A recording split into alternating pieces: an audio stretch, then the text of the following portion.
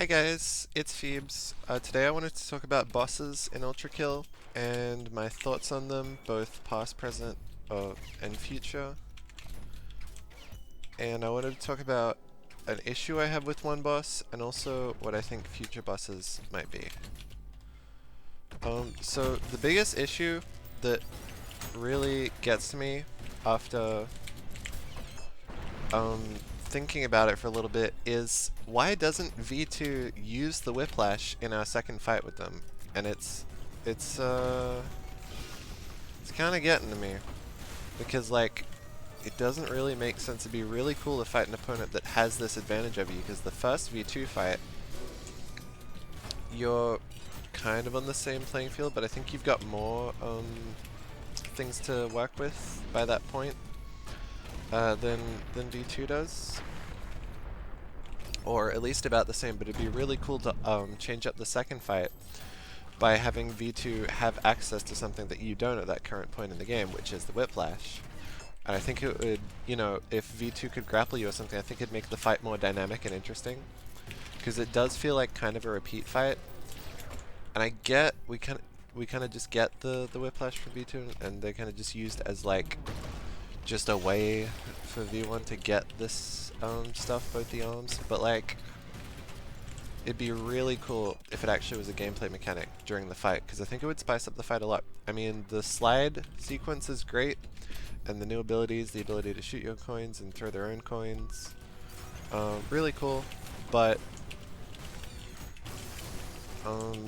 it feels weird that it's not used in the fight. Those are my thoughts on V2. Other than that, I think V2 is pretty good both times.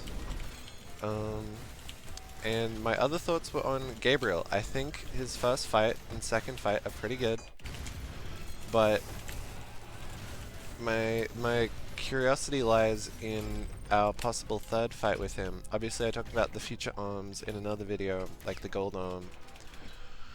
I'm not sure if, you know, it'll be one of his swords. It might be. I kind of want it to be in its own way.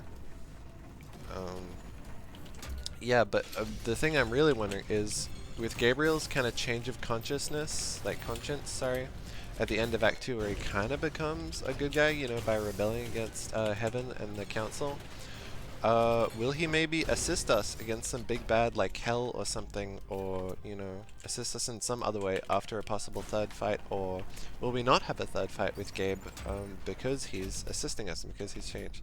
I suppose he probably won't, because he still hits you with the "May your woes be many and your days few" at the end of second fight with him. And he's like, "This is not over."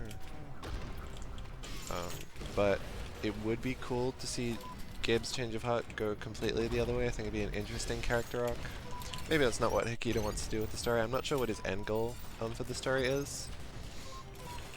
But yeah. I'm just really wondering where Gabriel's character arc is going to go, because he's already kind of had a big change, and I'm just really excited to see it sort of pay off fully at the end of the story, you know? However, fraud and treachery are going to end for the fate of pretty much the universe. Pretty much all that's left. Is God going to come back? No idea. The Ultra Kill lore could go crazy with some expansion, so yeah. Really excited to see how that pans out. Whoops. I was talking to a friend about this. I guess I'll mention it now. But my headcanon for like the teal orbs, you know, the greenish bluish tracking orbs that some enemies throw. My headcanon for them, or my theory, is that they are psychic energy, and that's how they track you, because they know where you are. And my reason for that is because the only two enemies that have them, well, only two main enemies, not like the defense system and stuff, are the Mind Flayer and the Mannequins. And the Mind Flayer is this big computer with a lot of processing power, it looks like, on the top of its head. And, like, it's literally in the title, Mind. Like, it would fit so much if it can, like, store psychic energy or manipulate it in some way. And that's how she does her beam and stuff, and her projectiles.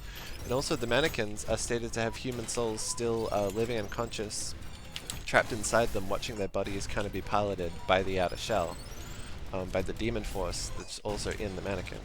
So maybe the mannequins draw the psychic power from the trapped humans in their shells to launch those homing orbs at us as well. That's why I think these orbs are psychic power. And it makes sense why they track you and stuff. It's different kind of psychic energy. Yeah, that's my headcanon.